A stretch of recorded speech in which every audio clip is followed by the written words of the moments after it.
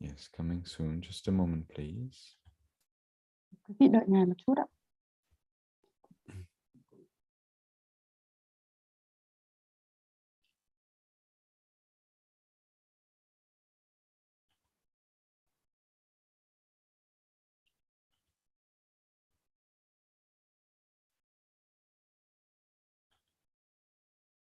Ah.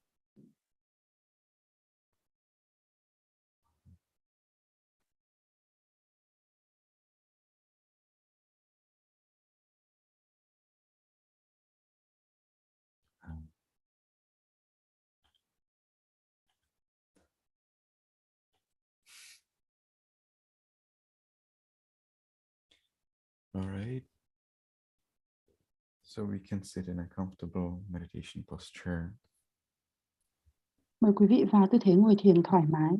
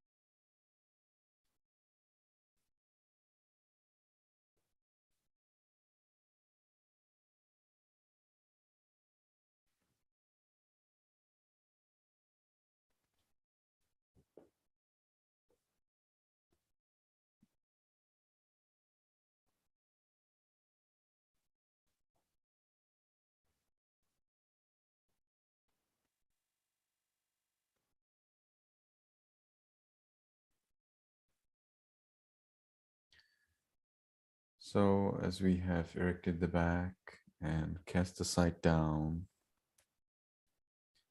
we can make the first determination in our minds voicelessly. Khi đã dựng thẳng lưng, mắt nhìn xuống, ta có thể có sự quyết tâm lần đầu tiên thầm lặng trong tâm. From now on, for 15 minutes, I will meditate on muscles and radiate loving kindness without any movement. Từ nay trong vòng 15 phút, tôi sẽ thiền trên các bó cơ và giải tâm từ mà không di chuyển. From now on, for 15 minutes, I will meditate on muscles and radiate loving kindness without any movement. Từ nay trong vòng 15 phút, tôi sẽ thiền trên các bó cơ và giải tâm từ mà không di chuyển. From now on, for 15 minutes, I will meditate on muscles and radiate loving kindness without any movement. Từ nay trong vòng 15 phút, tôi sẽ thiền trên các bó cơ và giải tâm từ mà không di chuyển.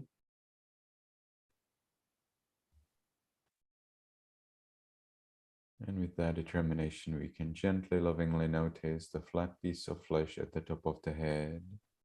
We allow it to be heavy and changing. Với sự quyết tâm ấy, ta hướng tâm quan sát sự chú ý lên phần thịt nơi đỉnh đầu, ta cho phép nó được nặng và luôn biến đổi.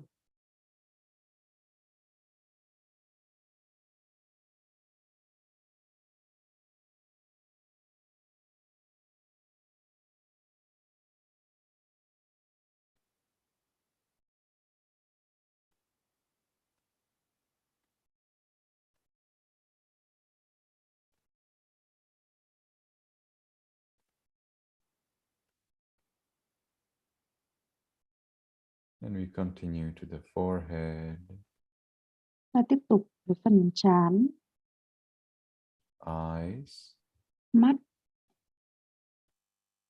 nose, mũi,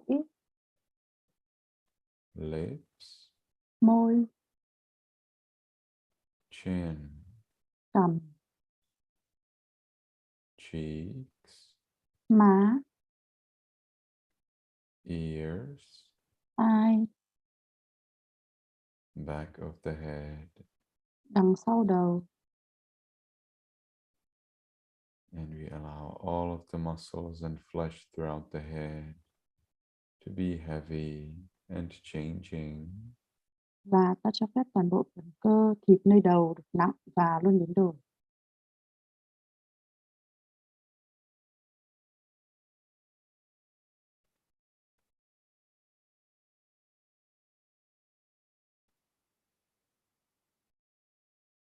And we continue to the neck, Ta tiếp tục với phần cổ, shoulders, vai, arms, cánh tay trên, elbows, khuỷu tay, forearms, cánh tay dưới, wrists, cổ tay, palms, lòng bàn tay, fingers, các ngón tay, tips of fingers, đầu các ngón tay, chest, ngực, abdomen, bụng, back, lưng,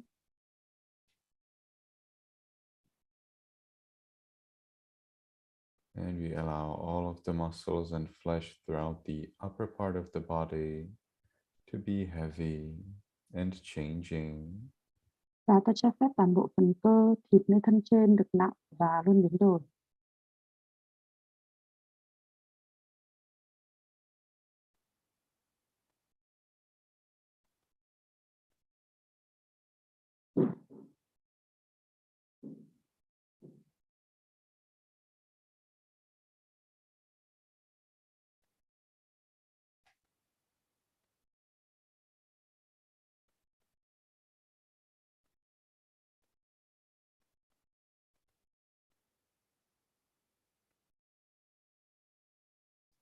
And we continue to the buttocks, Ta tiếp tục với phần mông, thighs, đùi,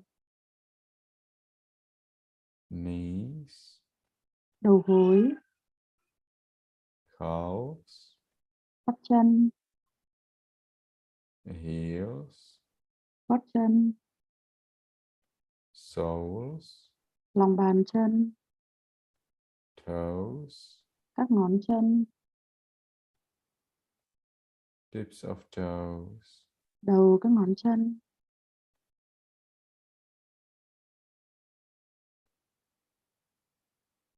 and we allow all of the muscles and flesh throughout the body to be heavy and changing. và cho phép toàn bộ phần cơ, thịt nơi toàn thân được nặng và luôn biến đổi.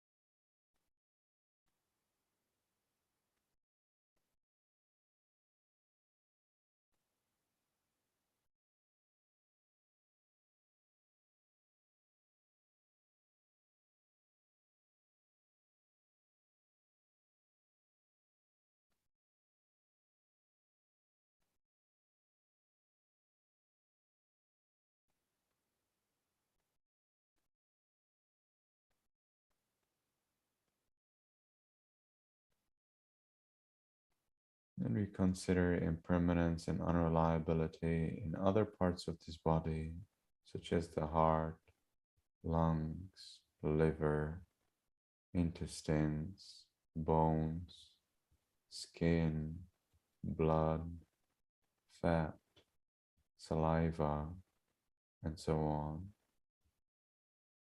Và tiếp tục xem xét tính vô thường và không đáng tin cậy của các bộ phận khác nơi thân như tim, phổi, gan, ruột, xương, da, máu, mỡ, nước bọt, vân vân.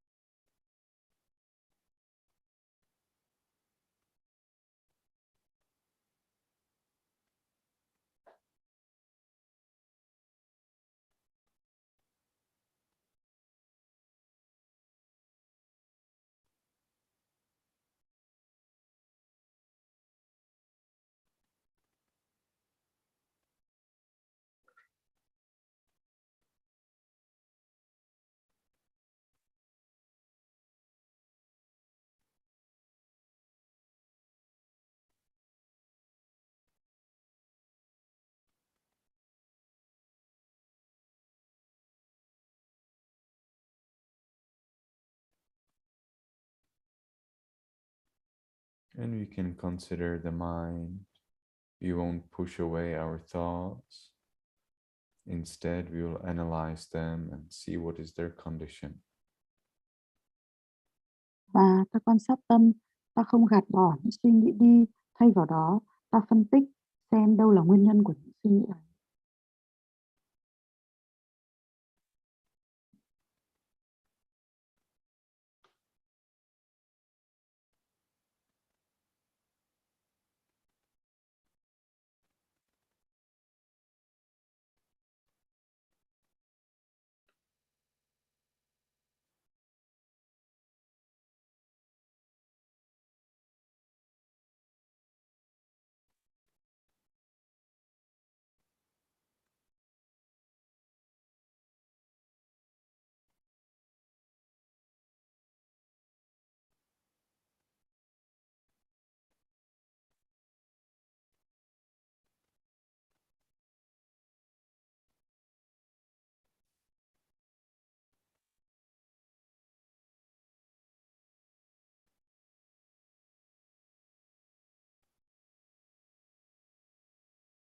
When we have accepted the reality of the body and the mind, we may have achieved peace. Khi đã chấp nhận được tính chất của thân và tâm, ta có thể có được sự bình an.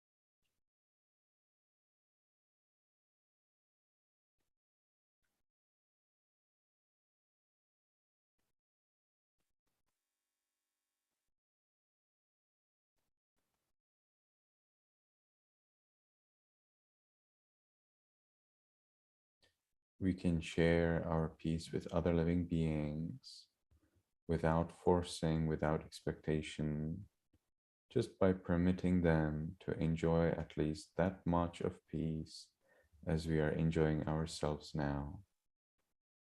Ta có thể chia sẻ sự bình an ấy với những chúng sinh khác. Ta không bắt ép, cũng không mong cầu. Ta chỉ cho phép họ có thể có được sự bình an ít nhất như ta đang có.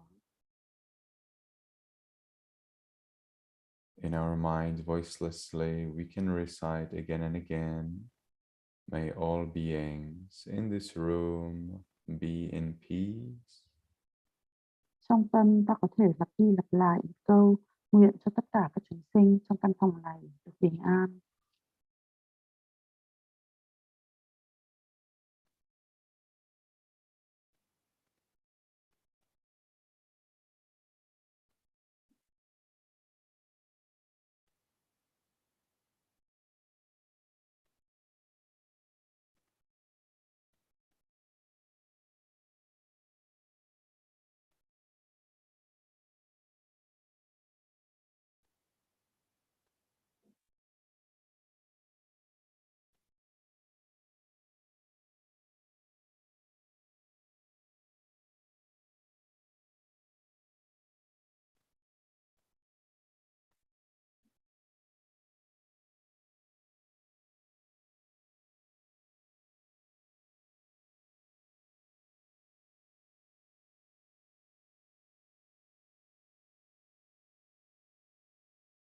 And we can gradually expand our thoughts of loving kindness.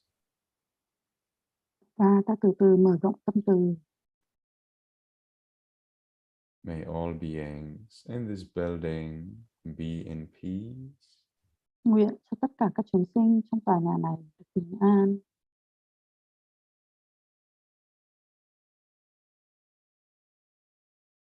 May all beings in this city or village be in peace. Nguyện cho tất cả các chúng sinh trong ngôi làng hay thành phố này được bình an.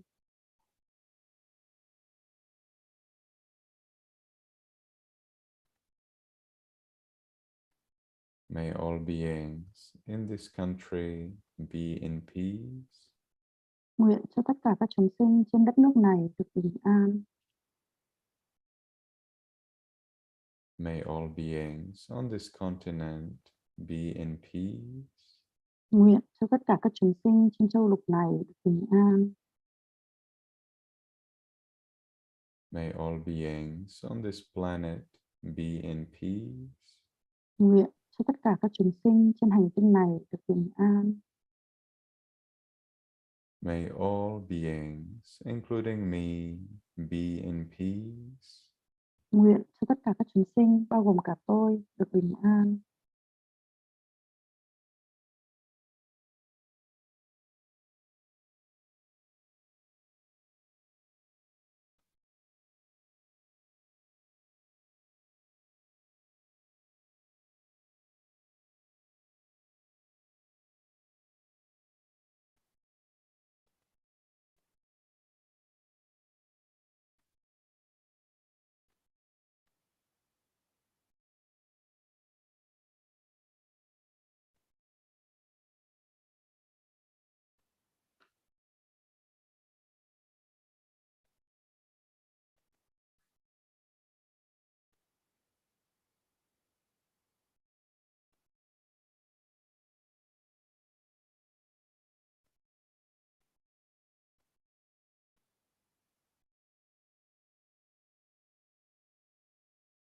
May all beings, including me, be in peace.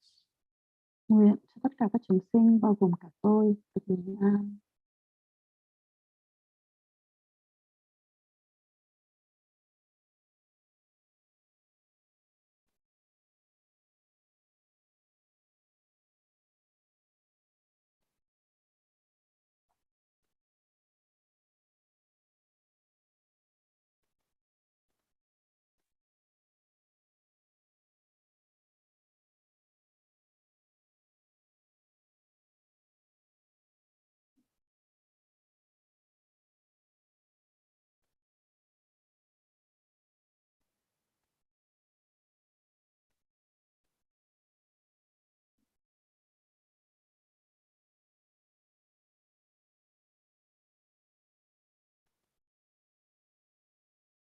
Now, because the time for this sitting is finished, we will make the last determination in our minds voicelessly. Bây giờ thời thiền chung đã hết, ta có sự quyết tâm lần cuối thầm lặng trong tâm. From now on, I will always be mindful and shine with loving kindness. Từ nay tôi sẽ luôn có chánh niệm và lan tỏa tâm từ. From now on, I will always be mindful and shine with loving kindness. Từ nay tôi sẽ luôn có chánh niệm và lan tỏa tâm từ. From now on, I will always be mindful and shine with loving kindness. Từ nay tôi sẽ luôn có chánh niệm và lan tỏa tâm từ. And we can slowly, mindfully change the way of our sitting. Và ta từ từ thay đổi tư thế ngồi trong chánh niệm.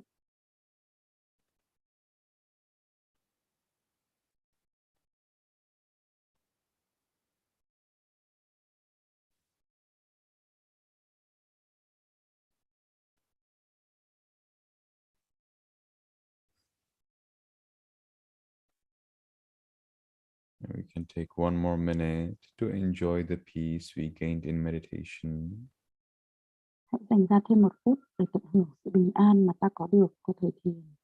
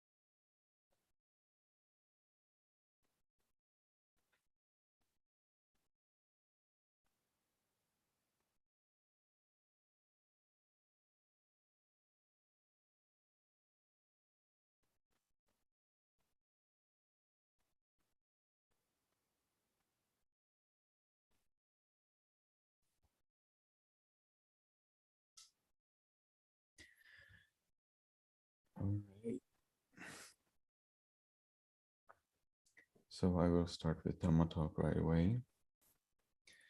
Namo Tassa Bhagavato Arahato Sammāsambuddhassa. Bây giờ sẽ đến phần pháp thoại ạ. So some of you, and gradually more and more yogis, meditators here are moving on to the 16th level of loving kindness. Ở đây có nhiều thiền sinh đã chuyển sang tầng thứ 16 của tâm từ rồi. The 16th level of loving kindness is loving kindness for all living beings, including yourself. Tầng thứ 16 ở đây là tâm từ cho tất cả các chúng sinh, bao gồm cả chính bản thân mình. It is very important that your universal loving kindness is developed to the ultimate level, ideally that you achieve the first or any further level of jhana. Rất quan trọng đó là cái tâm từ của mình sẽ đạt đến tầng tối thượng, và thật là lý tưởng nếu mà ta đạt được tầng định đầu tiên hoặc là hơn thế nữa. If you can very well concentrate while you apply the mind to your object and name the object, use the word. For example, may all living beings be in peace, or as one yogi here says, wish, like I wish. Then that, if you can maintain that for a long time and spend with that long time and enjoy it to a very deep level, then that may be the first jhana, or it may be close to that. Nếu như mà bạn tập trung được vào đề mục và bạn có thể gọi được tên đề mục nguyện cho tất cả các chúng sinh, hoặc là ở đây có một thiền sinh thì lặp đi lặp lại một câu là tôi nguyện. Nếu như mà bạn có thể lặp đi lặp lại như vậy và ở trong một khoảng thời gian dài thì có vẻ là bạn đã đạt được tầng định đầu tiên hoặc là rất gần với tầng định đầu tiên rồi. True first jhana is free from pain. So if you have noticed that during your loving kindness practice, pain that you had until the time that you entered the experience disappeared, then it is possible that it is really the first jhana. Hai tầng định đầu tiên thì là không có sự đau đớn, cho nên là nếu như bạn có sự đau đớn nhưng mà khi mà bạn đi được vào cái kinh nghiệm, cái trải nghiệm đó, bạn không thấy đau nữa thì có vẻ là bạn đã đạt được tầng định đầu tiên rồi. But if you have achieved first jhana, don't stop there. I never like when meditators stop at the first level, especially if there are 4 or more levels. Nhưng khi mà đạt được tầng định đầu tiên thì mình đừng dừng lại. Tôi rất là không thích việc các thiền sinh dừng lại khi đã đạt được tầng định đầu tiên, bởi vì mình có 4 đến 8 tầng định cơ mà. So both in jhanas as well as in enlightenment, I would like to lead all of my students at least to the second level. Đối với cả tầng định và lẫn tầng thánh quả thì tôi muốn dẫn dắt các thiền sinh của mình ít nhất là đến tầng thứ 2. So then if you are able to enter a kind of state in your meditation where you see that indeed, even if you had pain, your pain disappeared. That means you are able to disappear pain by the concentration on your object. It's a concentration on object, not just some experience of seeing things or experiencing things. No, it's a concentration on your object. You have the full skill and power of your practice. Nếu như mà bạn đã bước vào một cái trạng thái thiền mà khi đó bạn không thấy đau nữa, tức là trước đó thì bạn đau nhưng bạn bước vào được cái trạng thái đó và cơn đau biến mất, thì có nghĩa là bạn đã có cái sự định tâm vào đề mục, và đó mới là điều quan trọng, chứ không quan trọng là mình thấy gì, mình thấy những cái gì khi mà vào trạng thái thiền. Không, cái điều quan trọng ở đây đó là cái kỹ năng mà tập trung được vào đề mục.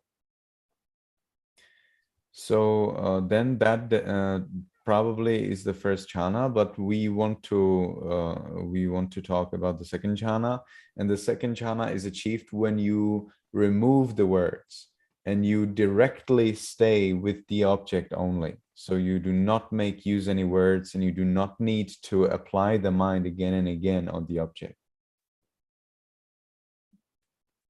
Và đó là có thể là tầng định đầu tiên rồi. Bây giờ tôi muốn nói về tầng định thứ hai. Ở tầng định thứ hai, ta có thể loại bỏ được những từ ngữ, ta không cần phải dùng những từ ngữ nữa, ta có thể lại để tập trung vào đề mục mà không cần phải dựa vào từ ngữ, tâm ta không cần phải phụ thuộc vào từ ngữ nữa.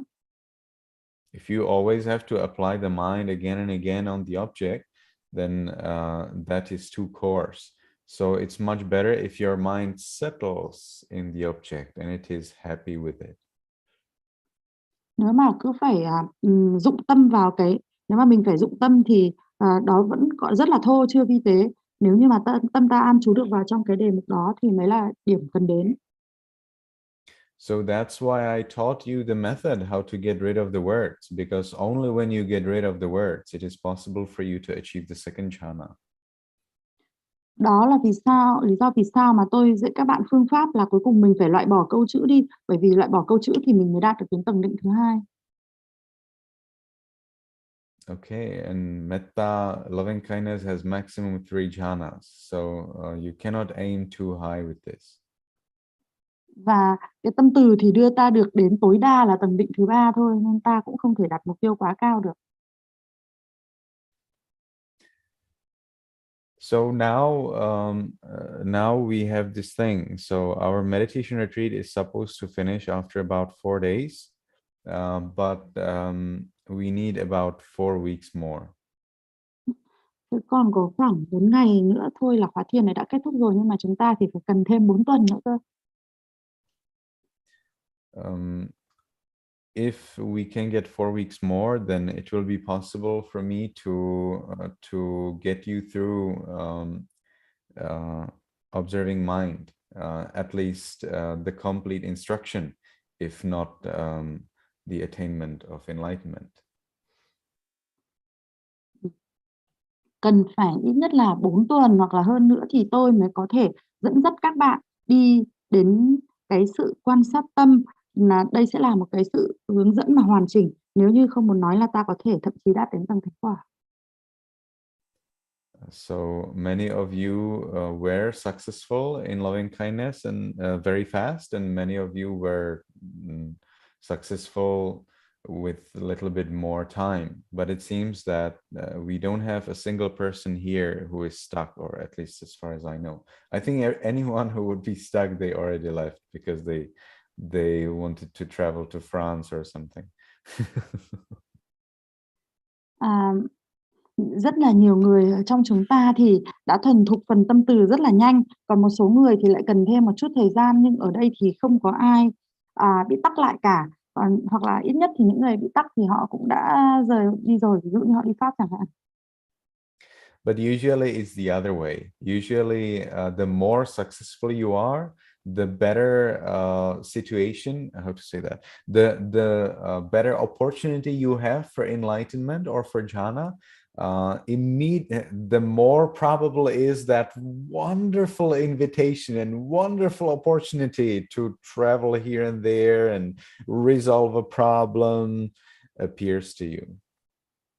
Nhưng mà thường mọi thứ nó lại xảy ra theo chiều ngược lại. Ta càng thành công, ta càng có nhiều cơ hội tiến sát được với định, tiến sát được với thánh quả, thì lại càng có những cái lời mời hấp dẫn, thú vị, mời ta đi chơi, đi du lịch, rồi thì có nhiều vấn đề trong cuộc sống để cần phải giải quyết.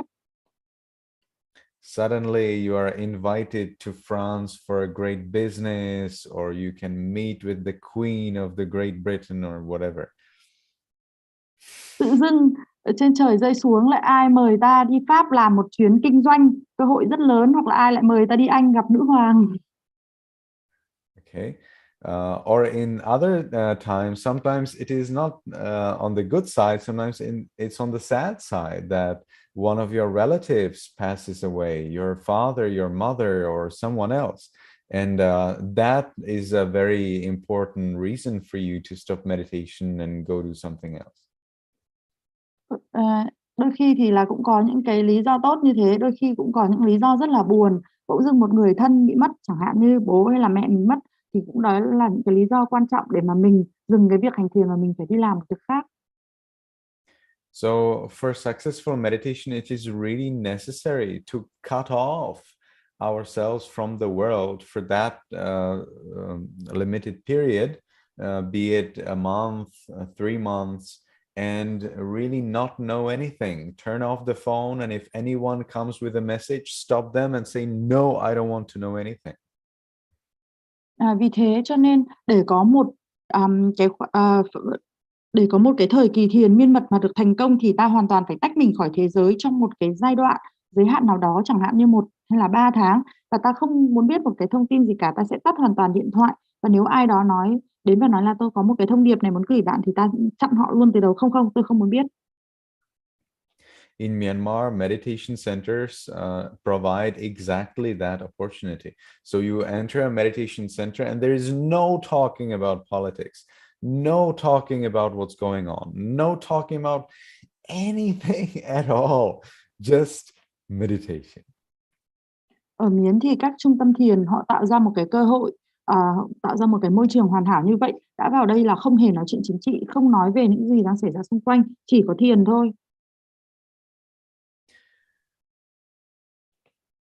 Therefore, if you want to be idea to turn off the phone, prohibit your all your house, how do you call them, roommates, prohibit all of your friends and people around you to tell you any news at all, even if the bomb was going to fall on the house, and just be totally cut off of all of this information, just and only meditate. Vì thế And nếu if mà it is too dangerous, the people have to take you and remove you. You should not move. You know what I mean? You should yes, not know the information so that you would move. They just do not tell you anything. If it's necessary to move, they should come and move you. They should not tell you anything. yes, if the bomb is coming, they just move Yeah, first. yes. Và nếu như ta thực sự muốn thành công ở mức độ cao, muốn tiến xa trên việc thiền và muốn tiến nhanh, thì quan trọng là ta phải tắt luôn điện thoại và ta phải dặn những người ở cùng nhà, những người ở cùng những người bạn bè là không nói với ta bất cứ một thông tin gì cả, kể cả là quả bom sắp nổ ra. Ta hoàn toàn cắt mọi liên lạc và chú tâm vào hành thiền. Nếu mà điều gì nguy hiểm xảy ra, ví dụ quả bom sắp nổ, thì cần thiết thì họ sẽ nhấc ta đi, chứ còn ta không phải là ta biết rồi ta chủ động đi. Okay. In Myanmar, I know one monk who, during the Saffron Revolution, maybe you know, 2007, when many monks went in the streets and they were protesting against the government. So one monk told me that during that particular time, he was in a meditation center and he meditated.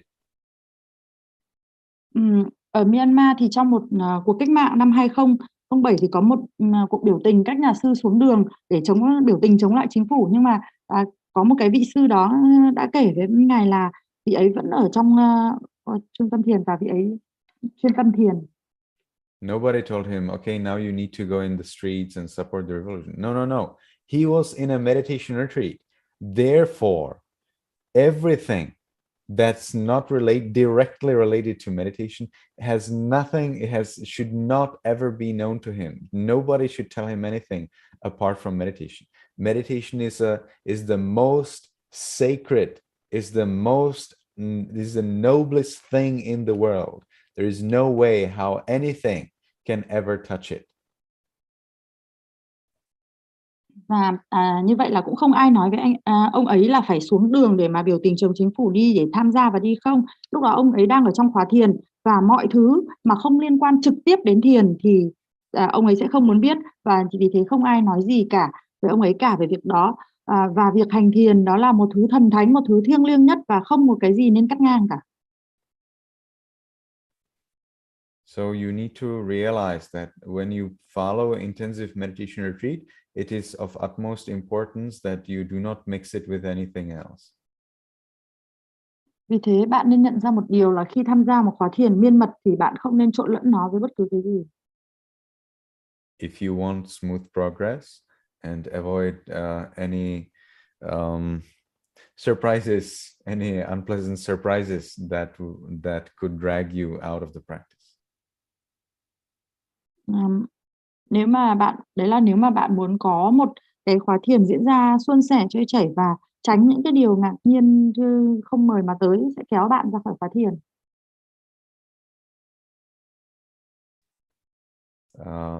There was a very experienced person in Myanmar. His name was U Ba King, and he decided to go for a 10-day meditation retreat. And when he was going for a 10-day meditation retreat, he was told that maybe, I don't remember the story exactly, but he was told that maybe if he goes for the 10 days meditation retreat, he will be fired. He will be fired because, he would not be at work. He would be 10 days out. So he left. He turned off his phone. I'm not sure whether they had phone at that time. I don't think so. He had no messages, nothing. He just totally cut off himself from the world, and he went to the meditation retreat and followed according to his teacher. I think I don't remember who was the teacher there. But I don't think Webu Sayadaw was doing, or Lady Sayadaw, that they were doing retreats at all. I think that was a different teacher. But anyway, so he went for a meditation retreat, and he thought that he will be fired from the job. Trước đây thì có một người rất giàu kinh nghiệm tên là Uba King, và vị này đã quyết định là tham gia một khóa thiền miên mật 10 ngày. Trước đó thì người ta đã cảnh báo là nếu mà anh đi mà anh cắt liên lạc 10 ngày thì anh sẽ bị đuổi việc đấy. Nhưng vị ấy vẫn cứ đi, và vị ấy quyết định là cắt liên lạc hoàn toàn và tham gia vào khóa thiền miên mật theo đúng chỉ dẫn của thầy. Và vị ấy nghĩ là trước đó vị ấy đã nghĩ là có thể mình bị đuổi việc rồi. So then after the 10 days he returned and he saw an envelope on his table in the office. Và sau 10 ngày thiền xong thì vị ấy quay lại công việc và thấy một cái phong bì trên bàn. So he opened the envelope and he got promotion. Mở phong bì ra thì thấy được thăng chức. So can you imagine that you would learn that you got promotion while you meditate? Bạn có tưởng tượng được là bạn chuyên tâm hành thiền mà rồi cuối cùng lại được thăng chức không? Even if you would not leave the meditation retreat, you would be just thinking about your promotion and not meditate and not dedicate yourself to the meditation object. Kể cả bạn mà có không rời đi khỏi khóa thiền thì trong cả khóa thiền bạn cũng cứ nghĩ về việc thăng tiến này thôi, rồi chẳng tập trung được vào việc thiền. So that's why it's very important to cut off all of your connections and everything, and jobs and businesses and things, so that you can fully dedicate yourself to the meditation practice. Nên việc rất là quan trọng đó là hãy cắt hết liên lạc và không chú tâm đến công việc kinh doanh hay là công việc hàng ngày nữa, và chỉ tập trung vào thiền thôi.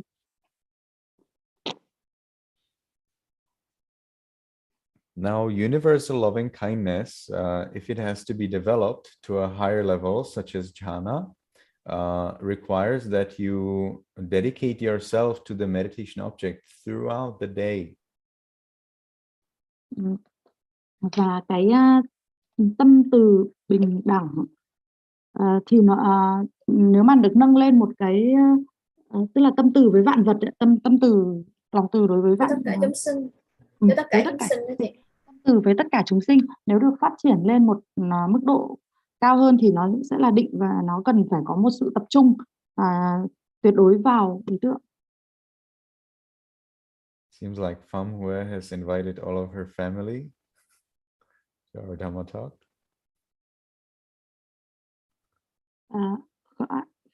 Phạm Huệ, có ai đó đã mời cả nhà? Chị Phạm Huệ. Chị Phạm Huệ, cả nhà.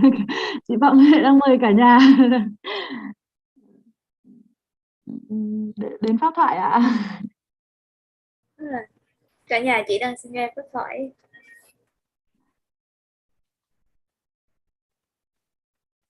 Okay, so in order to radiate loving kindness throughout the day, you need to train yourself in loving kindness in the level of the mind and speech and action. Để có thể giải tâm từ được cả ngày thì ta cần phải rèn luyện bản thân mình sẽ có tâm từ ở cả 3 tầng thân khẩu ý. So whenever you see an opportunity to help someone or to be patient with someone or to be kind to anyone, be it a human or an animal being, then you take it as an opportunity to improve your practice. Vì thế cứ khi nào mà ta có cơ hội để giúp ai đó hay là để tỏ ra kiên nhẫn với một ai đó, thể hiện lòng tốt với ai đó, chẳng hạn như là một con người hay là dù là một con người hay là một động vật, thì ta hãy nắm bắt cái cơ hội ấy để mà phát triển cái sự thực tập của mình. So all of that day until you practice this thing, this loving kindness practice, you dedicate yourself entirely to this one thing, and that's loving kindness.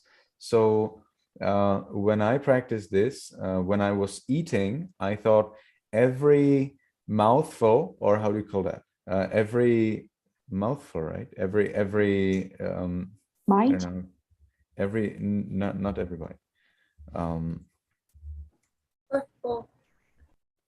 Mouthful. Yes, mouthful is right.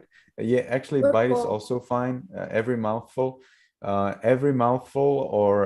every morsel. They also call it morsel. Every morsel that I eat, morsel means the amount of food that you can get in your fingers if you eat by hand. And every morsel, every portion of food that I eat, there is more peace, more happiness for all beings in the world. Và như vậy đó là nếu như mà mình muốn có tâm từ được cả ngày, mình nên có cái tâm từ cả ngày trong việc tu tập, và mình hãy chuyên tâm vào cái lòng từ. Chẳng hạn như tôi, khi mà tôi ăn, mỗi một cái miếng mà tôi ăn thì tôi luôn nghĩ là mong sẽ có nhiều những cái hạnh phúc, nhiều những cái bình an hơn như thế này cho tất cả các chúng sinh trên toàn cầu. Every step that I make as I walk, there is more peace, more happiness for the world. Và với mỗi bước chân mà tôi đi, nguyện là sẽ có nhiều hạnh phúc, nhiều sự bình an hơn với tất cả chúng sinh trên toàn cầu. So in this way, I was reflecting and I was training myself in loving kindness that lasts throughout the day, from the time I wake up until the time I go to sleep, and even during my dreams. Và với cách ấy thì tôi quán chiếu và tôi huấn luyện thân mình trên cái tâm từ này từ khi mà tôi tỉnh dậy cho đến đêm tôi ngủ, và kể cả trong những giấc mơ của tôi. So if you want to radiate loving kindness that is truly genuine, that is universal, not just in terms of the beings, but in terms of your understanding and attitude, then it is necessary to fill, to pervade all of your day by this one attitude, and that is loving kindness. Vì thế nếu mà bạn muốn giải được một tâm từ chân thật đối với muôn loài đây bao gồm cả chúng sinh và cả cái cách hiểu và cái thái độ của bạn, thì bạn hãy lan tỏa, hãy làm tràn ngập khắp một ngày của bạn với một cái thái độ duy nhất, đó là từ tâm.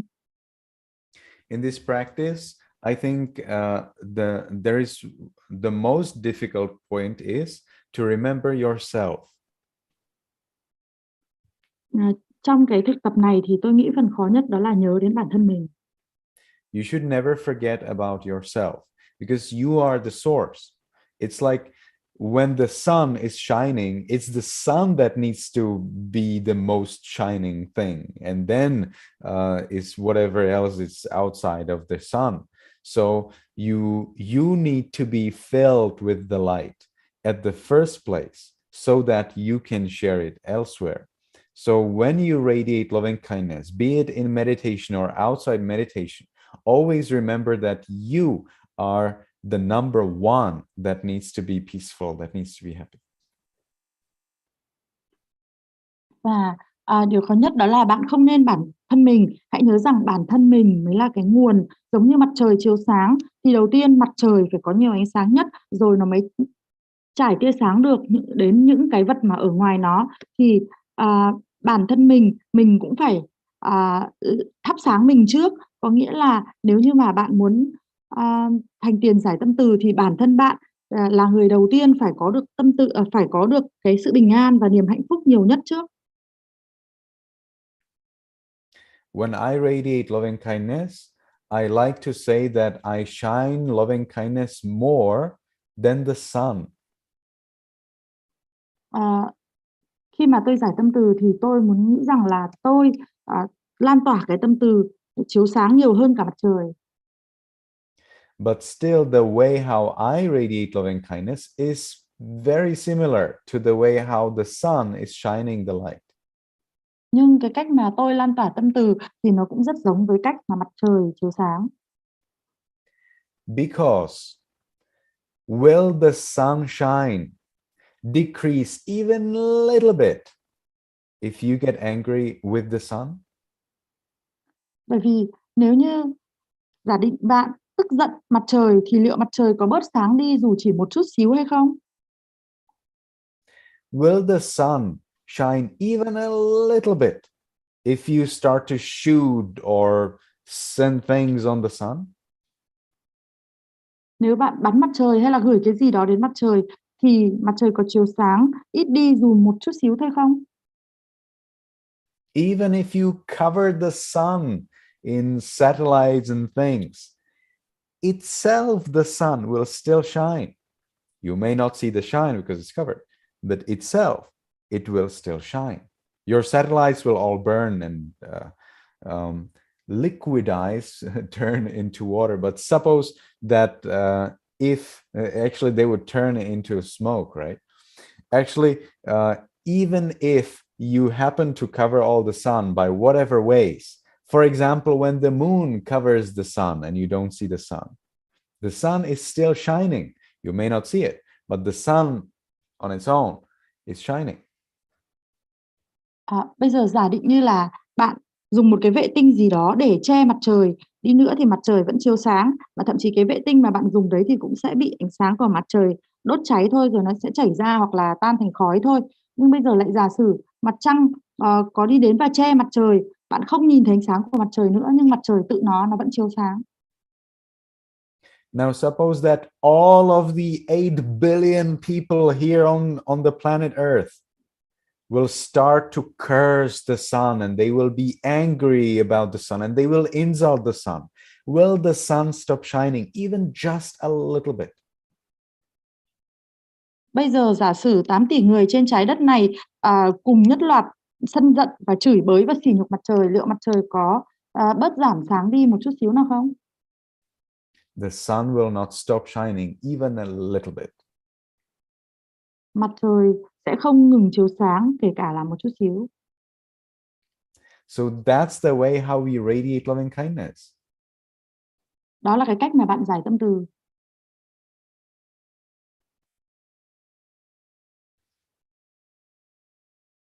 Regardless what happens around you, regardless what people tell you or what is the weather or what is the technology or whatever is happening around you, your loving kindness should never decrease, even as much as is the breadth of a hair.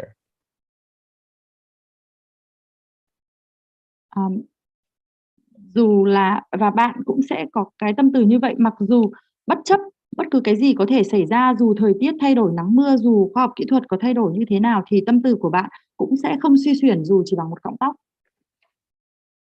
Always remember that if the evil beings have peace, then that peace itself makes them good living beings. Hãy nghĩ xem những cái chúng sinh mà xấu xa, nếu như họ có được sự bình an thì có thể sự bình an ấy sẽ khiến cho họ trở thành những chúng sinh tốt. All evil is suffering on its own, because evil results in suffering. You can never separate evil from suffering. So whenever anyone is doing evil, they suffer already at that moment, because you cannot separate evil from the consequence, you know, of suffering. So anyone who's doing evil is not happy, is not peaceful. So if we allow evil beings to be evil by not radiating loving kindness to them, then we cause ourselves even more suffering, because we allow them to be evil even more.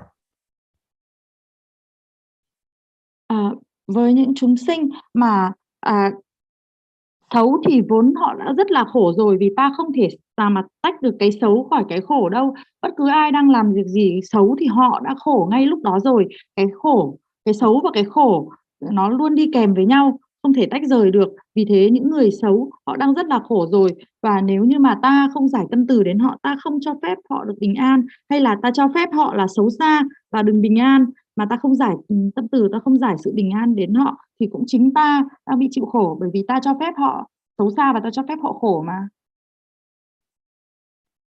On the other hand, if we radiate loving kindness to those who are evil, they may stop suffering, they may stop doing evil, and therefore they would enjoy peace, they would enjoy happiness.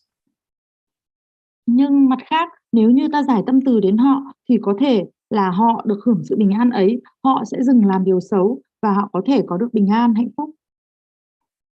So I like to say that evil people, evil beings need 3 times more loving kindness than those who are not evil. Vì thế tôi muốn nói rằng người xấu thì còn cần gấp 3 lần cái lòng từ tâm hơn là những cái người không xấu. First, because they will suffer for the bad things that they did in the past. So they need loving kindness to overcome. They need peace to overcome the suffering that is coming. Thứ nhất là họ sẽ rất là chịu quả khổ trong tương lai bởi những cái ác nghiệp trong quá khứ, cho nên họ cần rất nhiều tâm từ, họ cần rất nhiều sự bình an thì mới có thể vượt qua được những cái quả khổ mà sắp trổ sinh. Second, they need loving kindness to stop the evil that they are doing now, so that they can overcome those wrong views and they can do good deeds right now. Thứ hai là họ cần được chia sẻ tâm từ để họ có thể dừng những cái việc xấu mà họ đang làm bây giờ, để họ có thể vượt qua những cái tà kiến mà họ đang có bây giờ, và họ có thể bắt đầu làm những điều tốt ngay từ bây giờ. And finally, to enjoy peace right now, just which is the same as you do for all other living beings, for the good beings as well. So they need to overcome the suffering that is coming in the future. They need to stop their evil deeds that they are doing now in the present, and they need to enjoy peace through doing good deeds right now. Và điều cuối cùng là họ cũng cần được tận hưởng sự bình an ngay bây giờ, giống như là cách mà bạn đã chia sẻ sự bình an với tất cả những chúng sinh khác, những chúng sinh mà tốt. Như vậy là họ cần phải được giải tâm từ để họ vượt qua được những cái quả khổ mà sẽ trổ sinh trong tương lai, rồi họ cũng cần phải có tâm từ để mà họ có thể tận hưởng thời khắc hiện tại, làm điều tốt, và họ cũng cần phải tận hưởng được sự bình an ngay bây giờ.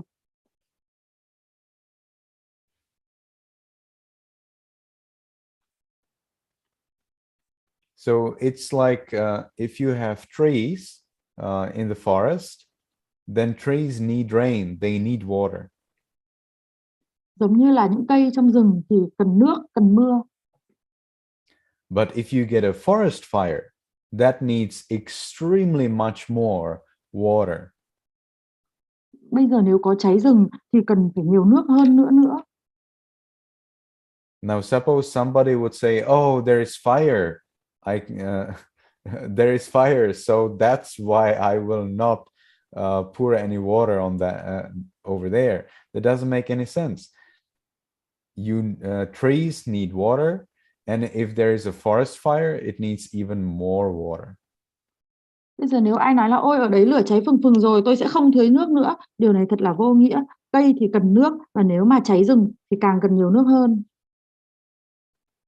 In the same way, if people are good, if they are peaceful, they need love, they need our radiating of loving kindness.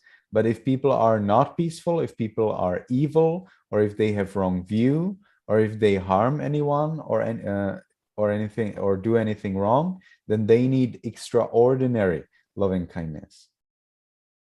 Vì thế những người tốt thì họ cũng cần có sự bình an, họ cần tình yêu thương, họ cần ta giải tâm từ cho họ. Nhưng những người xấu, những người đang làm hại người khác, những người đã làm những nghiệp xấu, những người có tà kiến thì họ càng cần phải được giải tâm từ hơn nữa. So when you train yourself in universal loving kindness, you always need to understand that whenever there are any people, any animals that you are afraid of or that you do not like, they need extraordinary loving kindness. They need special attention. Và khi mà bạn tu tập để có cái tâm từ đối với muôn loài chúng sinh thì có những con vật mà khiến bạn sợ, bạn không thích thì bạn phải hiểu rằng những con vật này thì càng cần sự quan tâm đặc biệt, chúng càng cần nhiều tâm từ hơn nữa. Okay, so if you have any questions or if you would like to say anything about this, you are most welcome.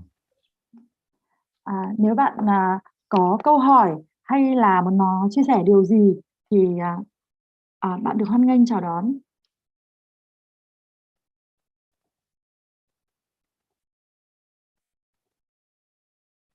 Ai có câu hỏi gì không ạ? Okay, so this was fairly fast. Okay. Tâm An Hóa. Mời cô Tâm An Hóa.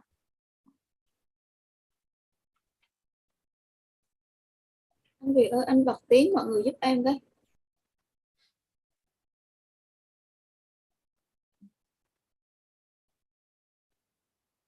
Được chưa cô? Rồi cô nói đi ạ. Con kính bạch thầy là cái con đang bị hoang mang giữa khi mình niệm mà không bám vào cái đề mục ấy ạ. Con đang hoang mang cái đấy, thầy có thể cho con một cái ví dụ để con có thể tức là niệm mà không dùng cái câu đấy đúng không? Dạ. She is confusing how to not to use the words, and she doesn't know what would be the object if she's not using the words. Could you explain clearer, if possible, with examples? Okay, can she repeat to me what she remembers from my instruction before? Cô nói lại xem là cô nhớ được gì từ cái hướng dẫn của sư ạ? Sư dặn là sẽ không cho trên đề mục tâm từ mà chỉ quan sát cái trạng thái bình an của mình, quan sát cái bình an của mình. Thế nhưng mà cái tâm nó vẫn cứ theo cái đề mục tâm từ của mình mà nó có thói quen là ôm cái tâm từ đấy và nó không buông ra, cho nên là cái quan sát đấy nó không được liên tục, và đôi khi lúc nó mất lúc nó được thì con muốn được sự kiểu như là chỉ dẫn thêm để con có cái lung lay giữa cái bỏ cái đề mục đấy ạ. Muốn bỏ cái đề mục tâm từ đúng không? Để quan sát trạng thái bình an thôi đúng không? Dạ. Nhưng mà nó lúc thì nó bị lung lay, có nghĩa là nó không có chặt chẽ, nó không có được sự liên tục á. The problem is that she couldn't focus on observing peace only because her mind just followed her habit of observing the loving kindness. She couldn't remove the loving kindness, so she couldn't have continuity in observing peace.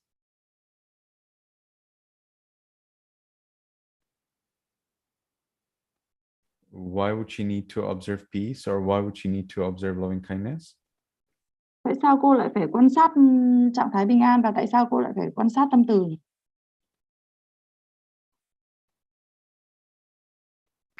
Khi thầy dặn là khi mình quan sát cái sự bình an á, là mình nắm trên đề mục là giải tâm từ cho chúng sinh, thì bây giờ mình sẽ không, trong cái ý niệm của mình sẽ không bám vào cái câu đó nữa, sẽ buông cái câu tâm từ ra Chưa hiểu. Không có. Không có hiểu câu hỏi không? Sorry, cô hỏi cái gì giờ con không chú ý. Cô lặp lại câu hỏi giúp con được không? Nãy con đang tìm kiếm khái niệm khác. Nên lúc nãy là Pante có nói cái câu là khi mình sẽ vào cái đề mục là sẽ bỏ từ ngữ và tâm giữ được cái trạng thái định, thì nó ở một cái dạng vi tế, và cô muốn có được sự kiểu như là ví dụ của sư để cô có sự kiểu như là hiểu cái trạng cái phương pháp thực hành hiểu hơn một chút nữa, rõ hơn Ý một của chút nữa. cái ý của cổ đó là giờ cổ bỏ từ ngữ thì cổ cảm giác không định được đúng không? Dạ. Đúng rồi. Không phải Đấy, tức là dịch đi chị. So her point is when she removed the words, she couldn't concentrate. So she needs the instruction how can she be concentrated without words. That's what the point she's trying to ask. But do you remember my the main question, the question before the last? Sorry, could you repeat it again? Tức là cổ có nhớ cái hướng dẫn của ngài, cổ có nhớ cái hướng dẫn của ngài không? Em nghe toán toán vậy, tại em đang tìm kiếm khái niệm khác. Để chị hỏi lại. Could you repeat the question again? Yes, I wanted to know what does she remember from my instruction on removing the words. Đấy. Cô nhớ được gì từ cái hướng dẫn của sư về việc là bỏ câu chữ? Có một buổi sư hướng dẫn cách bỏ câu chữ dần dần đó, cô nhớ ra chưa? Cô có nhớ trong phần trình pháp không? Có câu trình pháp. Cô có nhớ cái chương trình cô trình pháp với sư. Nhưng mà là cô có nhớ không? Sư giải thích như thế nào ấy? Cô nhắc lại cái cách hiểu của cô ấy thì mới biết là đúng hay sai. Theo cô thì làm như nào để bỏ được câu chữ đi mà không phụ thuộc vào câu chữ nào? Không bỏ thuộc câu chữ, nghĩa là chỉ quan sát cái tâm bình an của mình. She thinks removing words by only focusing on observing peace. Does she remember anything else? Cô còn nhớ được cái gì khác nữa không? Giải cái quan sát cái tâm bình an của mình trên cái thọ của mình, trên cái thân thể của mình, như kiểu như cái hơi thở đó, cái hơi thở, quan sát cái sự bình an trên cái hơi thở của mình để nhận diện nó và có thể giữ được và tỏa được cái sự bình an của mình ra cho mọi người. Observing peace on the breath and keep that peace and radiate to others. That's what she remembers. Nhưng mà thầy đang nói cái câu là gom tâm lại thì cô chưa có hiểu cái từ gom tâm, nó không biết nó nằm được ở chỗ nào, đặt nó vào đâu. Gom tâm như cô nhớ rõ hướng dẫn rồi cô ạ. Thì đó cô đang bị trục trặc ở cái chỗ đó, cho nên là cái sự thực hành của cô nó cô cảm thấy nó không được thoải mái đó, cho nên là không biết hỏi lại.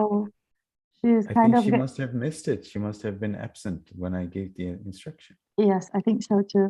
Có lẽ cái hôm mà ngài hướng dẫn làm sao để mình từ từ mình bỏ câu chữ đi là cô đã không có mặt cái buổi hôm đó. Cô đã bị lỡ mất cái buổi hướng dẫn đó. Ngài đã dạy là làm thế nào để không dùng câu chữ nữa rồi. So I will cho nên ask, 2 ngày hôm nay cô có không được kiểu như là không được có sự chứ không được có kiểu như không được như cái sự mong muốn của mình, mà nó vẫn phải nằm lại trên cái câu, vẫn trên đề mục là giải tâm từ trở lại để có cái sự bình an nhiều hơn. Thì cho nên là cô muốn hỏi, cô muốn được kiểu như thầy cho một cái ví dụ về cái chỗ loại bỏ tâm từ ngữ đó. She's kind of getting stuck. She has to spend more time on observing peace these days. So can you give an example to clarify your instruction? She's not understanding. So I would like to ask the Venerable Nun Ratana Jubao to explain how can Tam Anhwa gradually remove words and the sentence from her meditation practice. Dạ, xin mời cô Ratana Diệu Bảo nhắc lại giúp cho cô Tam An Hòa là làm sao dần dần mình bỏ được câu chữ đi, không còn bám vào câu chữ nữa. Hoặc Mít này giúp con đi cô. Dạ. Bạch ngài là bạch cô là lúc đó là sẽ có những khoảng trống đó. Mới đầu ngài dạy là có khoảng trống, từ cái khoảng trống cái kẽ, từng cái khoảng hở khe cửa đó, khoảng trống của từng đó rồi bắt đầu từ mình sẽ bỏ đi. Con nhớ là như vậy ạ. Bạch ngài đúng không ạ? Khoảng trống của cái gì cô ơi? Ví dụ như là mong mới đầu Khoảng trống giữa các chữ đúng không? Tức là tâm dần khoảng dài ra đó từ. đúng rồi. By gradually increasing the gap between the words. And then? Rồi sao cô? Tăng dần khoảng cách rồi sao? Rồi sao nữa? Tell us in detail. Detail kia. Chi tiết hơn đi cô ạ. Tăng dần khoảng cách giữa các chữ rồi sao cô ơi? Khoảng cách các chữ là phải, ví dụ như là mong thì xa ra, ví dụ mong cho người đó đó, ví dụ như mong cho tôi, ví dụ cách xa ra đó, xong rồi bắt đầu khoảng cách cái chữ đó thì bắt đầu mình cái khoảng ấy dần tập dần rồi bắt đầu mình bỏ. Thì đó con cũng hiểu như vậy đó, chưa biết cũng có chính xác chưa, xin ngài chỉ dạy ạ. I'm not sure whether I know clearly either. Please instruct me too. I just think we increase the gap. For example, may or being increase gradually the gap between the words. That's what I know. I see. So that is the main point. That's true. But if we have to explain more in detail, we would say what we do with the mind after we increase the gap. What do we do with the object and with the mind and with our attitude when we increase the gap, so that the increase of the gap is useful? Cô nói đúng rồi, nhưng mà bây giờ mình phải nói chi tiết hơn là cái tâm mình làm gì sau khi mà đã giãn khoảng cách giữa các chữ, thì cái tâm làm gì với cái đối tượng thì cái sự giãn chữ này nó mới có hữu ích. So just describe what you do.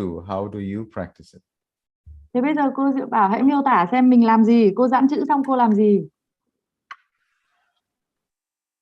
Con rồi. Bạch ngài giãn chữ xong rồi bắt đầu mình theo dõi cái tâm của mình lúc ấy nó suy nghĩ cái gì. Lúc đó. ấy là lúc gì cô ơi? Lúc ấy là lúc từng chữ hay lúc ở giữa các chữ? Cái khoảng cách đấy, từng cái khoảng cách đó. Rồi mình dán tâm mình vào đấy. Tâm ở đấy là cô cũng không nhớ chính xác lắm đâu đấy nhá. Bây giờ cô cũng đang bị vướng chỗ đó. I'm stuck in that too. But maybe I increase the words and I observe my mind in the gap of the words. I try to seal my mind in that gap. Okay, yes, that's very good. So after you increase the gap between the words, you compare your concentration when you say the word and when you do not say the word. And because it's in one sentence, you increase gap between words, not the sentences. You can notice that your meditation object is maintained even at the time when you do not happen to say any word in your mind. You mean during the gaps, right? Yeah, when you don't say any word in your mind, that means during the time of the gap, of course. Yes. Cái giải thích của cô như thế là tốt rồi. Như vậy là mình sẽ giãn chữ ra và mình hãy so sánh cái sự tập trung của mình những cái lúc mà mình đang nói chữ và những lúc mà mình không đang nói chữ, tức là những cái khoảng cách ấy. Mình sẽ so sánh cái sự tập trung của mình lúc có chữ và lúc không có chữ, thì liệu là mình có duy trì được trên cái đề mục đó không, như nhau không? First, you concentrate on the natural gaps that are there already, because we do not talk like may all beings be in peace. No. We say may all beings be in peace. Those are natural gaps that we already make there.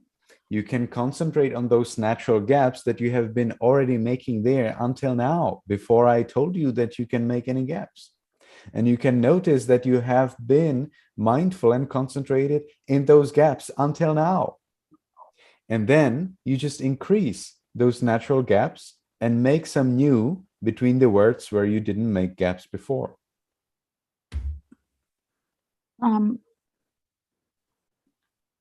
Tức là đầu tiên thì kể cả khi mà sư chưa hướng dẫn thì mình cũng không thể nói tằng là nguyện cho tất cả chúng sinh được bình an được, mà mình phải nó đã có những cái khoảng cách tự nhiên của nó rồi. Nguyện cho tất cả được bình an là mình nói một cách bình thường, nó cũng đã có cái khoảng cách rồi, và mình sẽ tập trung vào cái khoảng cách tự nhiên ấy, xem là lúc đó mình có để đang tập trung không, mình có đang có chánh niệm tại những cái khoảng cách mà tự nhiên đó không, rồi dần dần mình giãn chữ ở những cái khoảng cách tự nhiên đó ra. And then as you increase those gaps, you always remember to compare your concentration at the time when you do not increase the gaps. So in some sentences you increase the gaps, in some you don't. And you gradually train yourself to balance the concentration and mindfulness in those sentences where you do not make any gap, and in those sentences where you make a gap. In the same session, some sentences increase gaps, some sentences don't. Of course. Trong cùng một thời thiền thì có những câu mà mình giãn chữ và những câu mình không giãn chữ, rồi mình hãy so sánh cái sự tập trung giữa những câu mà mình giãn chữ và những câu mình không giãn chữ, và cuối cùng mình sẽ phải cân bằng được cái sự tập trung cả khi giãn chữ lẫn khi không giãn chữ, nó phải cân bằng nhau. This is an interesting exercise which will make sure that you're curious about your meditation object and therefore in the present moment. Đây là một bài tập hay và nó sẽ giúp ta tò mò về cái đề mục, và vì thế ta sẽ tò mò về thời khắc hiện tại. Then after you increase your gaps between the words to an extent where you see, oh, these are so long gaps, then if you still have difficulty, you can start to increase gaps between the start and end of the sentences themselves. Sau khi mà tăng cái khoảng cách đến một mức độ dài và mà bạn vẫn khó thì bạn có thể tăng cái khoảng cách giữa cái đầu chữ đầu và chữ cuối của cái câu nguyện.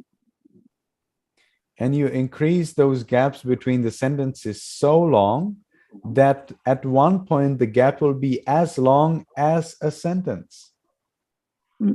Tức là từ cái câu nguyện này đến câu nguyện kia, đuôi của câu nguyện này đến đầu câu nguyện kia, mình tăng cái khoảng cách đó lên dài đến mức mà nó dài như bằng một câu, tức là đọc một câu xong nghỉ một quãng đúng bằng cái câu đó rồi lại đọc câu nữa. And then suddenly you find out, I can be concentrated on an object without any word. Và rồi bạn nhận ra là thế là mình cũng có thể tập trung vào đề mục mà chẳng cần từ ngữ nữa. When you have mastered the ability to understand that you can be concentrated on an object without any word, you may be even able to live outside your meditation without any word. You will realize that actually it is possible to live, to do things, to think without any words. Và khi mà bạn đã thuần thục cái kỹ năng này thì bạn sẽ hiểu ra một điều là mình cũng sẽ không cần những từ ngữ nữa ngay cả trong đời sống hàng ngày. Tức là ngoài cái thời thiền ra thì trong đời sống hàng ngày bạn có thể nghĩ một cái gì đấy mà không cần phải có những cái từ đó hiện lên trong đầu, bạn vẫn có thể nghĩ được. A person who could read your mind would still understand what you're thinking about, because when you're reading another person's mind, telepathy, you actually do not care about the words the person wants to say. You care about the thought itself. So you will realize that the thought is something different from the words. The words is the second level of your thought. We first have a thought, then we try to make it in words, and then we decide whether those words or the thought is good or not. Như vậy có nghĩa là cái suy nghĩ nó chỉ là cái tầng thứ hai, những cái từ ngữ nó chỉ là tầng thứ hai của suy nghĩ thôi. Suy nghĩ nó khác với những cái từ ngữ trong đầu. Từ ngữ trong đầu là tầng thứ hai của suy nghĩ, nhưng cái suy nghĩ là cái ta có trước. Vì thế một người mà có thể đọc được tâm của người khác, hay còn gọi là thần giao cách cảm, họ không quan tâm đến những cái suy nghĩ gì trong đầu ta đâu, mà họ không quan tâm đến những cái câu chữ gì mà ta sẽ xây dựng nên trong đầu đâu, mà họ đọc tâm ta là họ đọc cái suy nghĩ chứ không phải là đọc những cái câu chữ đó. People who are not mindful, who do not meditate, evaluate the quality of their thought after it turns into words. People who are mindful and who meditate can evaluate the quality of their thought before it turns into words.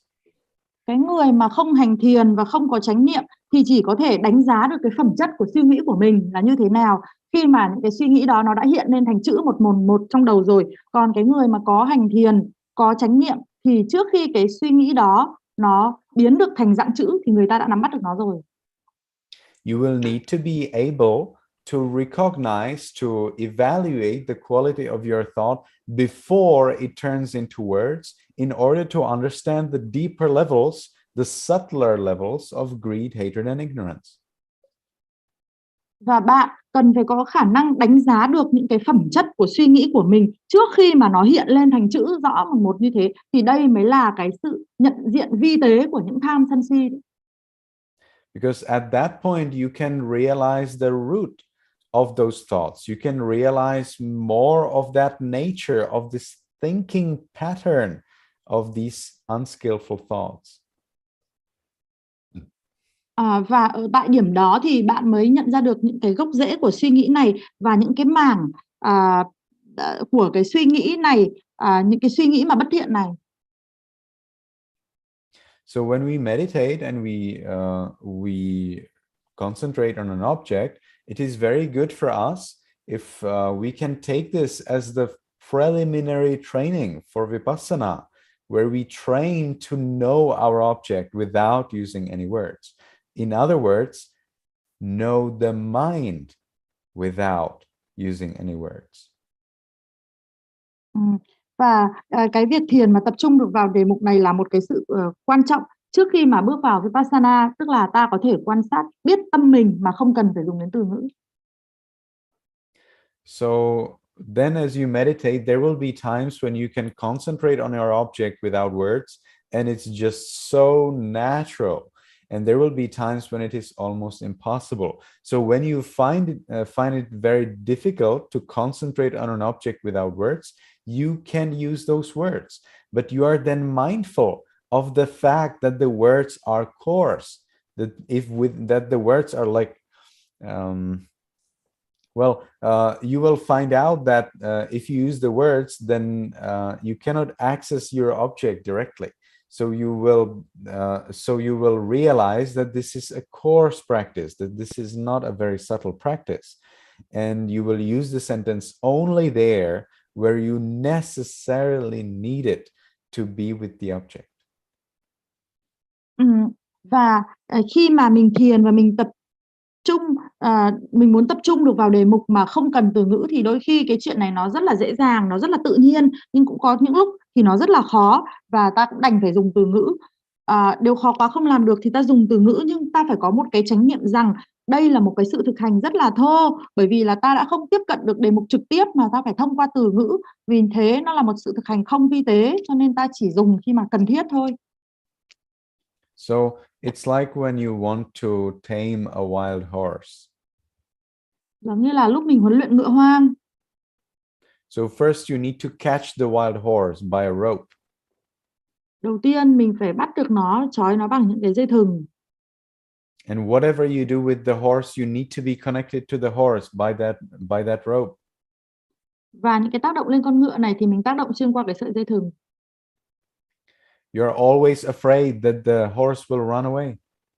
Mình luôn sợ là con ngựa chạy mất. And sometimes the horse gets angry and it starts jumping and snorting. Và đôi khi thì con ngựa nó tức giận cho nên là nó nhảy lên, nó cồ lên. Sometimes it kicks you. Đôi khi nó đá bạn. So that's when you start your meditation practice. You get your object, you meditate with your meditation object, and you think, oh, this object, that's so bad. It's always running away, or it's not clear, or it's making me doubtful, or it's boring. Cũng giống như là khi mình bắt đầu hành thiền, mình có một đối tượng và mình thiền trên đối tượng đó, nhưng rồi mình thấy ôi cái đối tượng này không hề tốt, nó chạy đi, nó đôi khi không rõ ràng, đôi khi nó làm cho mình hoài nghi, đôi khi thì nó nhàm chán. And then after some time, the horse calms down and realizes that it is actually happy when it is with you. Và rồi sau một thời gian thì con ngựa hoang ấy nó bình tĩnh lại và nó nhận ra rằng ở bên bạn nó rất hạnh phúc. So at that time, you can sit on that horse, you can ride that horse, and you can cut off the rope. Lúc đó thì bạn có thể ngồi lên và cưỡi con ngựa hoang và bạn có thể cắt cái dây thừng đi. And then wherever you go, the horse follows behind you.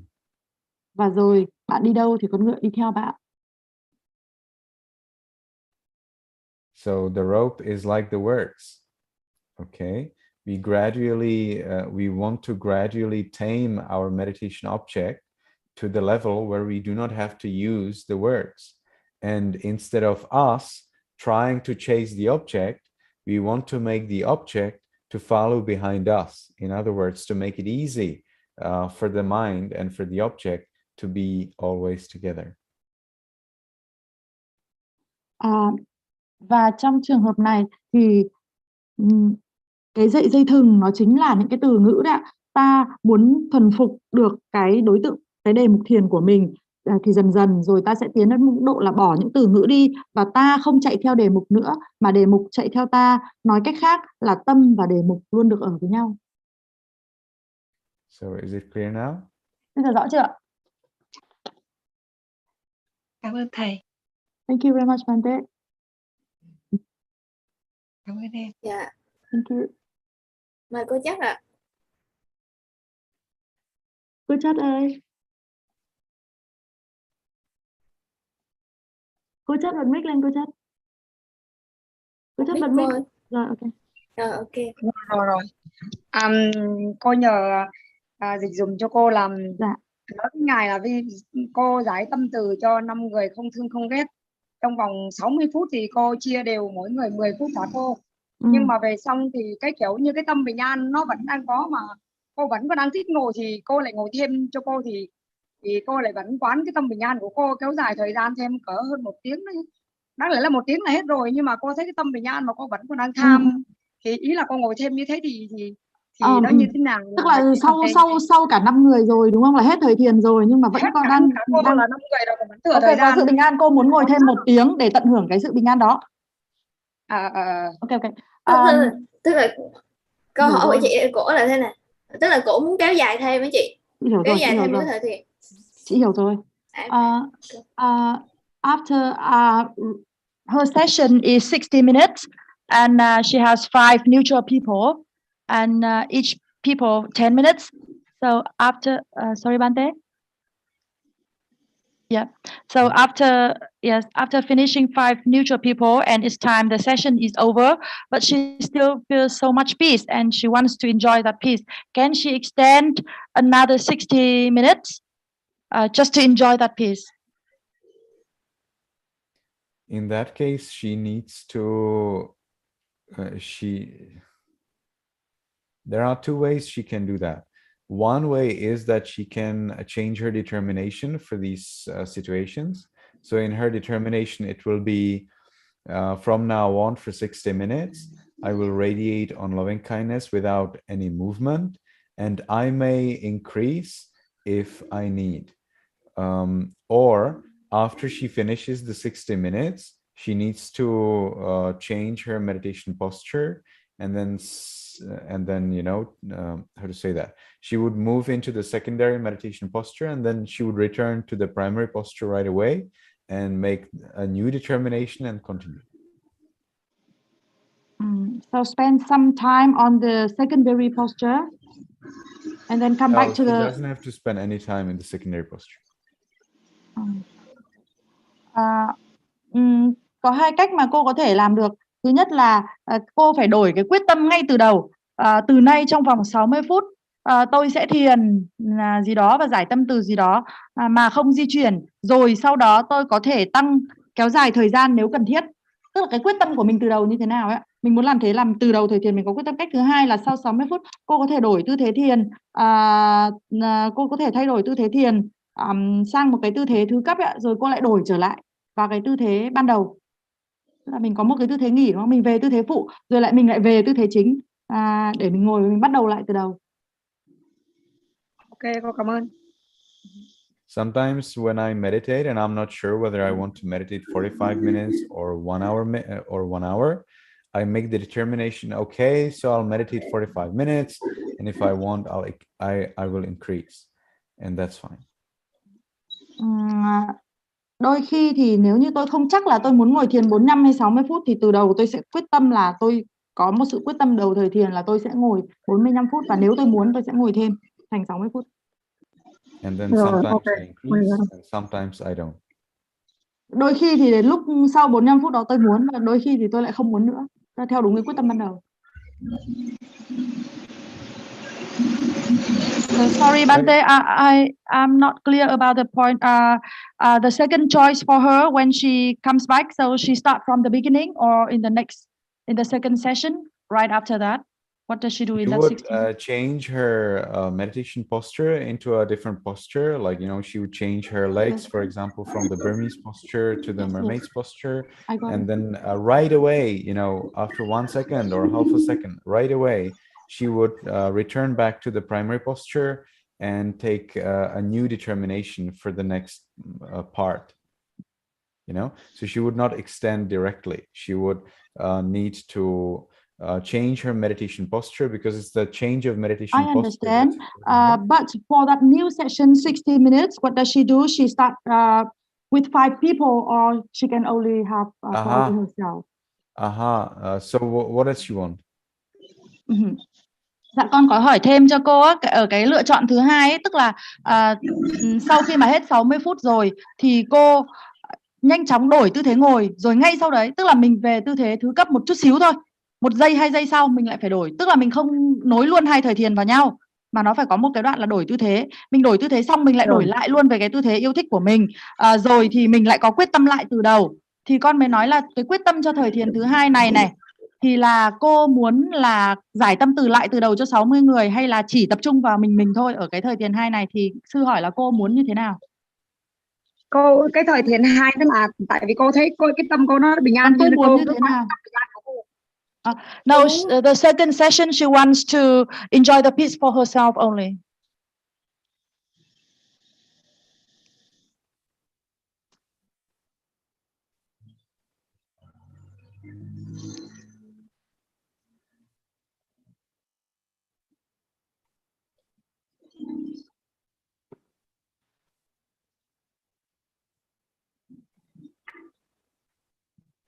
Nghĩa là cái lúc mà cô ngồi mà cô hết thời gian rồi, là sau cái lúc đó cái tâm cô nó vẫn cứ muốn ngồi thiền, nó không muốn xả thiền ra. She doesn't want to end the session. After the session, she wants to continue. She doesn't want to end the session.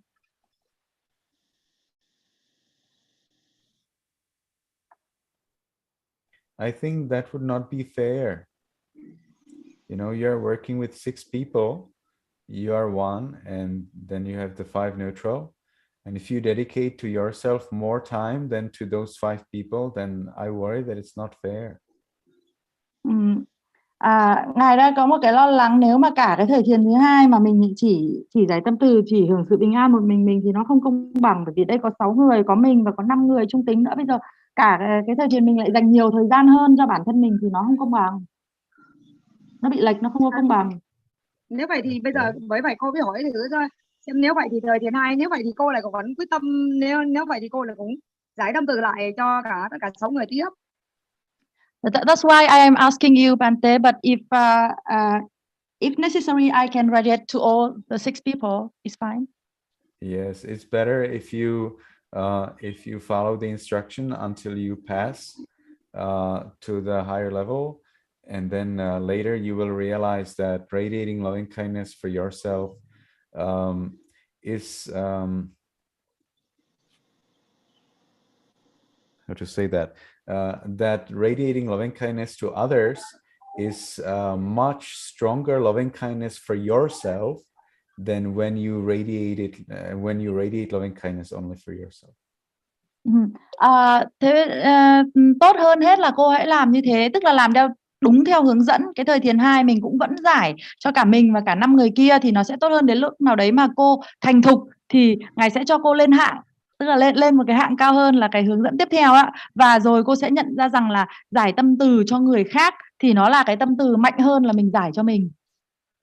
You extend the time that you radiate loving kindness for yourself only in case if you do not get enough peace to share it with the other 5 people. Otherwise, if you feel that you have enough peace, then I would suggest that you grow.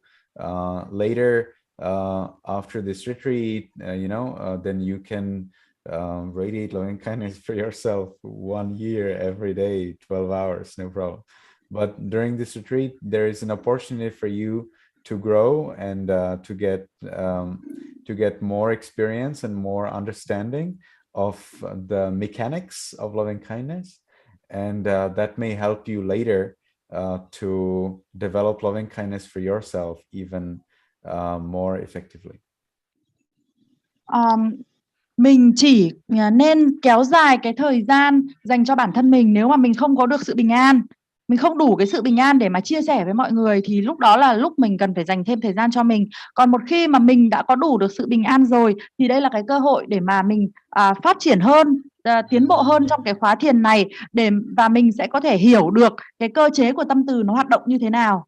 Nếu mình đúng theo hướng dẫn, mình sẽ hiểu cái cơ chế của tâm từ là nó phát triển như thế nào, và sau này thì mình có thể phát triển cái tâm từ cho chính mình, thậm chí còn hiệu quả hơn. Thế nhưng mà đó là cái yêu cầu của thiền sư trong khóa thiền này. Còn hết khóa thiền rồi, cô có thích giải tâm từ cho mình cả ngày, mỗi ngày trong suốt cả năm, mỗi ngày cô dành 12 tiếng để giải tâm từ cho bản thân mình cũng vẫn được. Tức là Ngài đang nói trong khóa thiền. It is like if I trained you in playing football, and now you would say, well, I do not want to train kicking the ball into the, how do you call that? Goal. What's that? You call it just goal. Kicking the ball into the goal or running behind the players. I would like to train balancing the ball on the tip of my toe. Giống như là bây giờ cô là cầu thủ bóng đá, còn sư là huấn luyện viên. Bây giờ sư đang dạy cô làm thế nào để sút bóng vào lưới, rồi làm thế nào mà để đuổi theo các cái cầu thủ khác của đội bạn. Thì bây giờ cô lại bảo không, bây giờ tôi muốn tập cái bài là giữ thăng bằng bằng mũi chân ở trên bóng cơ. Okay, it is definitely an interesting skill, but but it's better if you can train in the game. Tất nhiên là cái kỹ năng đó thì là một kỹ năng rất hay rồi, nhưng mà trong cái khóa tập huấn thì cô nên tập đúng vào cái bài. All right, so good luck. Thank you everyone for coming. I have sent to you the schedule for interviews today. Please make sure that you come an early, 1 hour earlier. So this time that I have mentioned is correct. It starts at 7. And our interviews will be now starting always at, if there is no exception, without say that, except exceptions, will always start at 7 p.m. of Vietnamese time. May you everyone be happy, may you be healthy, and may you soon attain the eternal bliss of Nibbana. Thank you so much, Bante. Thank you, Phật. Thank you, Bante.